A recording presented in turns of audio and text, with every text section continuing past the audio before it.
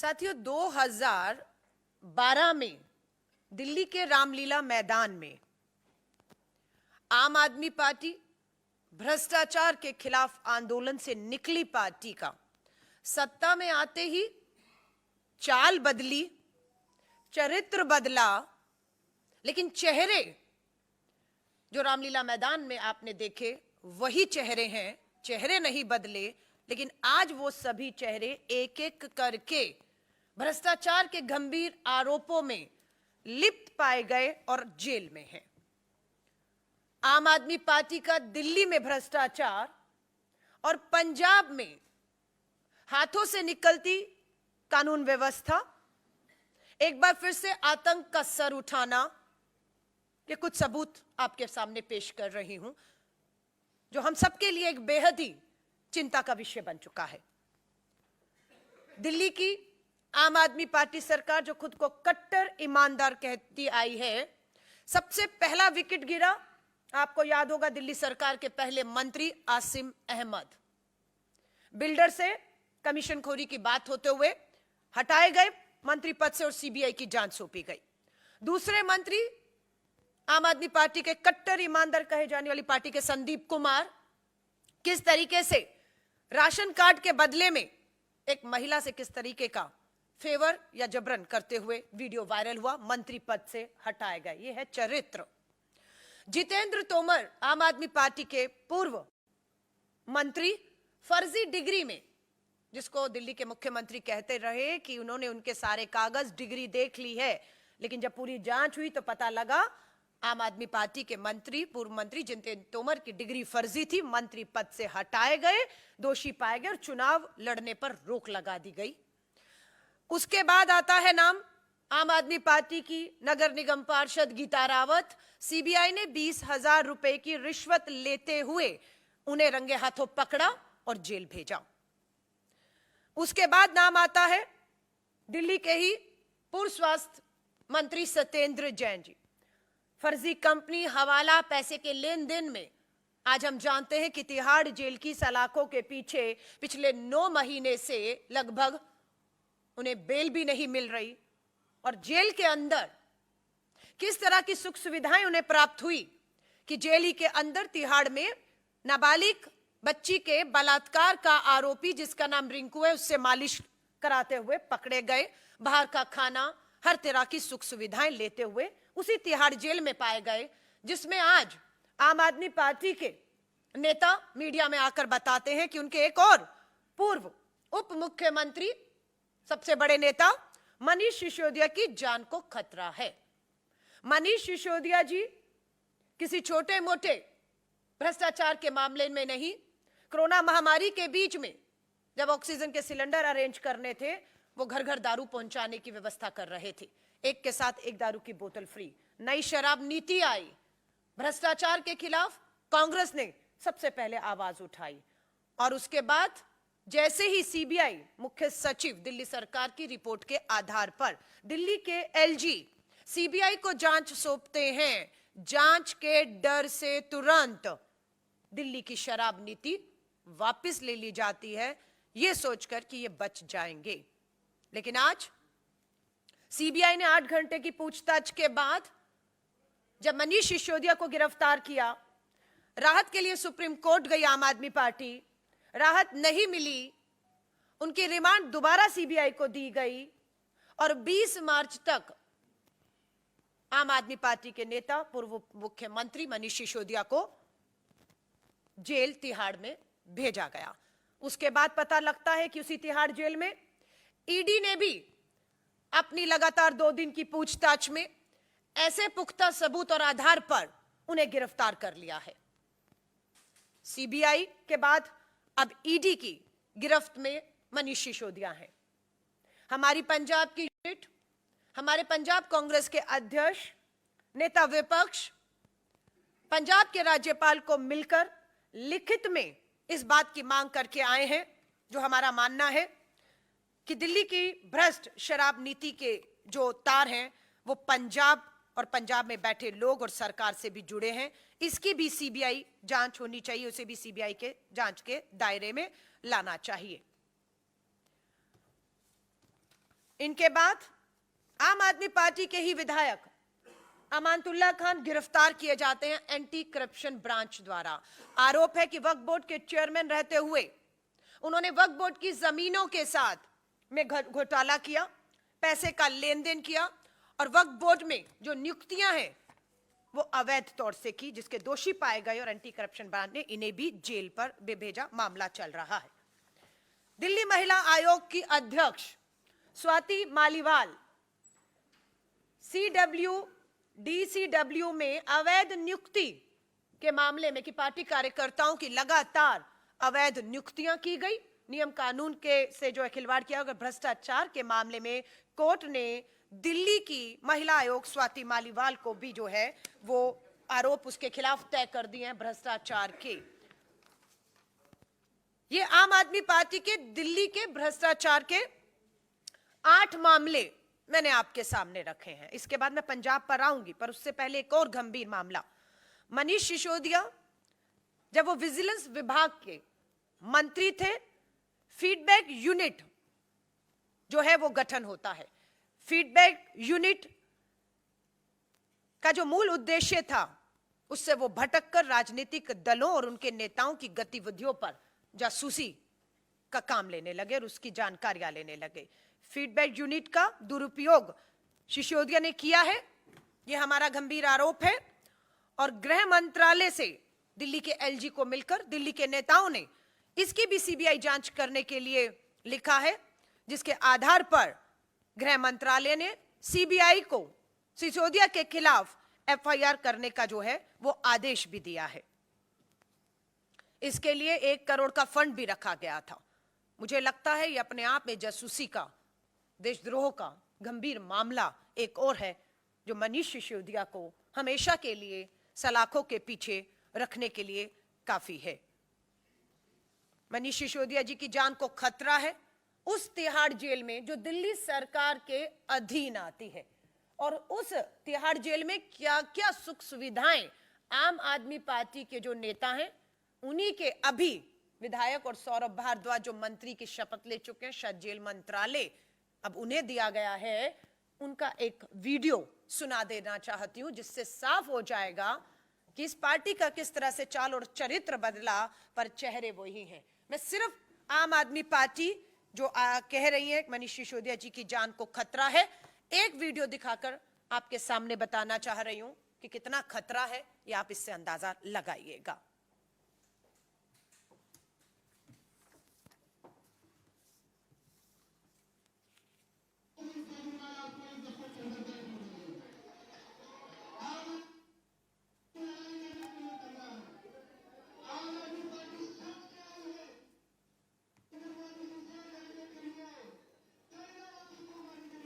नहीं आ रहा, अच्छा यहाँ नहीं आ रहा।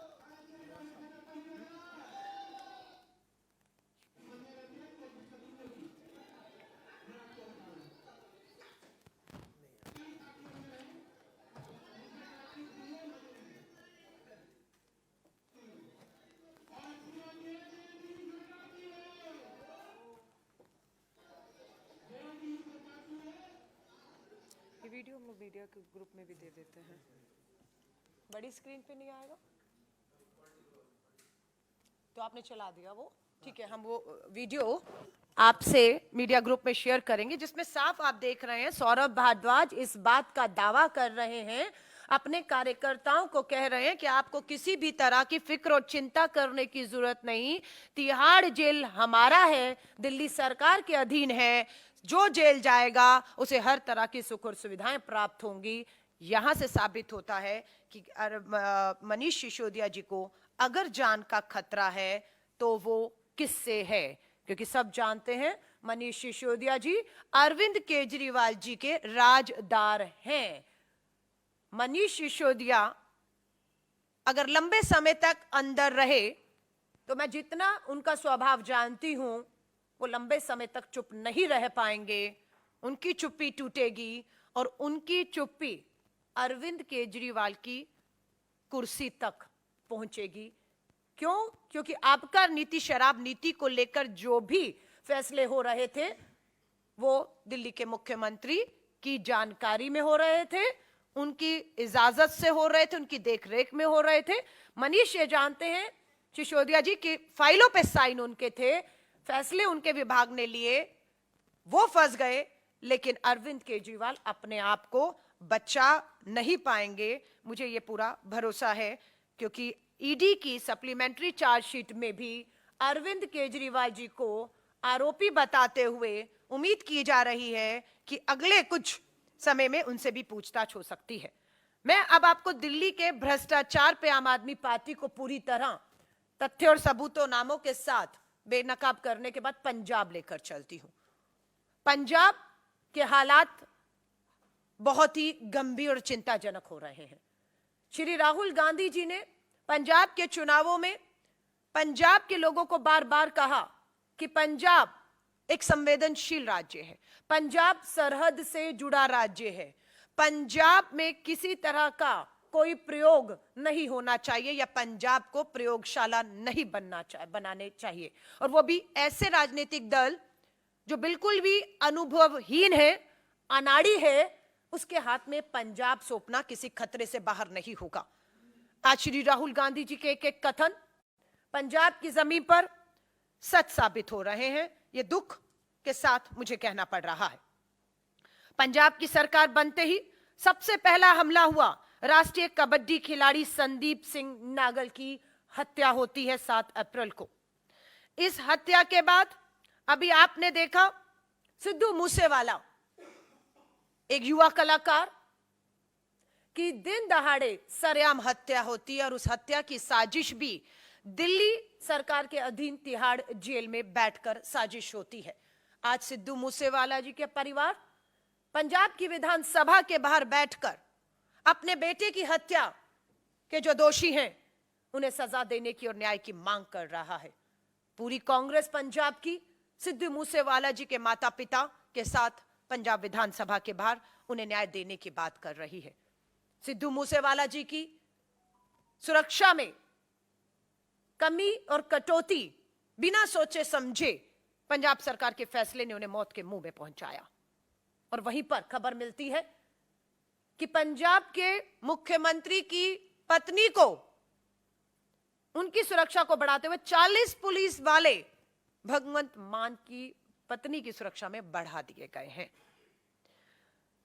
सुधीर सूरी शिवसेना के नेता, अमृतसर में 4 नवंबर को दिन दहाड़े उन्हें गोलियों से उनकी हत्या की जाती है।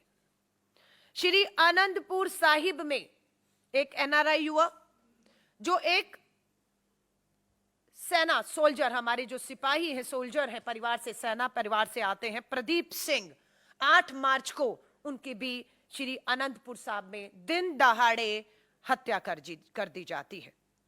अजनाला के अमृतसर में अमृतपाल सिंह अपने लोगों के साथ हथियारबंद तरीके से थानों में अंदर तक घुसते हैं और धमकी देते हैं कि अमृतपाल सिंह और जिनके भी खिलाफ एफआईआर हुई है उसे वापस लिया जाए।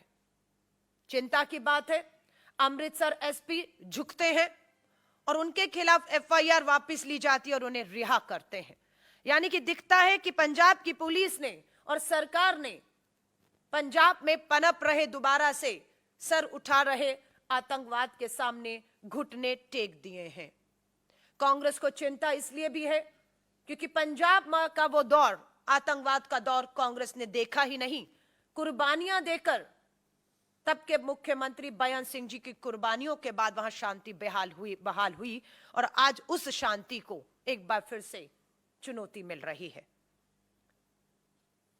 आप सभी से मैं कहूंगी, भ्रष्टाचार का मामला भी पंजाब में अगर मैं आपको बताऊं, विजय सिंगला पंजाब के ही स्वास्थ्य मंत्री 1% कमीशनखोरी में पाए जाते हैं। सीबीआई उनको गिरफ्तार करती है, जेल भेजती है, लेकिन आम आदमी पार्टी में अभी भी इनका कद बना हुआ है।